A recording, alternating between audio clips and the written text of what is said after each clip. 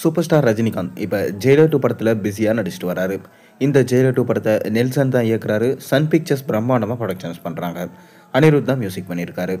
மேலும் இந்த படம் டிசம்பர் மாதத்தோட மொத்த ஷூட்டிங்கும் முடிக்க போகிறதா ரஜினிகாந்தே அஃபிஷியலாக அப்டேட் கொடுத்துருந்தாரு. அதை தொடர்ந்து பார்த்தீங்கன்னா இப்போ சூப்பர் ஸ்டார் ரஜினிகாந்தோடைய பிரம்மாண்ட படம், அதாவது தலைவர் 171 சொல்லப்படுற கூலி படம், இந்த படம் ஆகஸ்ட் 14ஆம் தேதி ரிலீஸ் ஆக போகுது.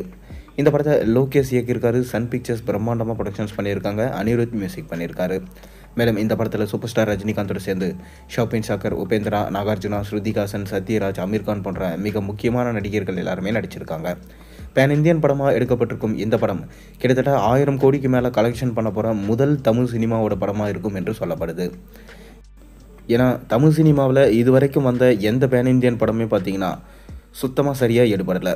அதனால் லோகேஷ் மீதும் ரஜினி மீதும் முழு நம்பிக்கை வச்சுருக்காங்க தமிழ் சினிமா.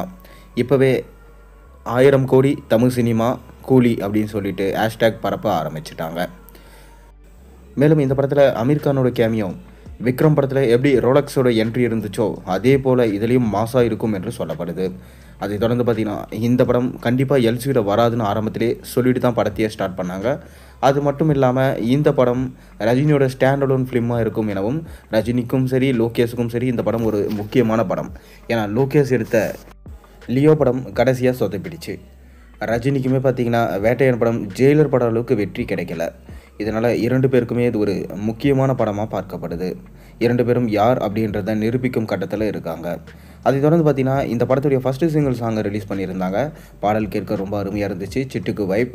மேலும் இந்த பாடலில் ரஜினியோட நடனம் ரொம்பவே அருமையாக இருந்துச்சு. அதை தொடர்ந்து பார்த்திங்கன்னா இப்போ இந்த படத்துடைய 2வது சிங்கிள் சாங் குறித்து ஒரு சின்ன அப்டேட் கிடச்சிருக்கு. அதாவது இந்த 2வது சிங்கிள் சாங் பார்த்திங்கன்னா ஒரு குத்து பாடல். இதில் பூஜா ஹெக்டே நடனம் ஆடியிருக்காங்க. ரஜினி பார்த்திங்கன்னா 1000 நடன கலைஞர்களோடு சேர்ந்து நடனம் ஆடியிருக்காராம். மேலும் இந்த பாட்டை அனிருத் தான் பாடியிருக்காரு. இந்த பாட்டு கண்டிப்பாக காவால பாட்டியை மிஞ்சும் அளவுக்கு இருக்கும் என்று சொல்லப்படுது. ஆனால் இந்த பாட்டு ஒரு வின்டேஜ் பாடல்.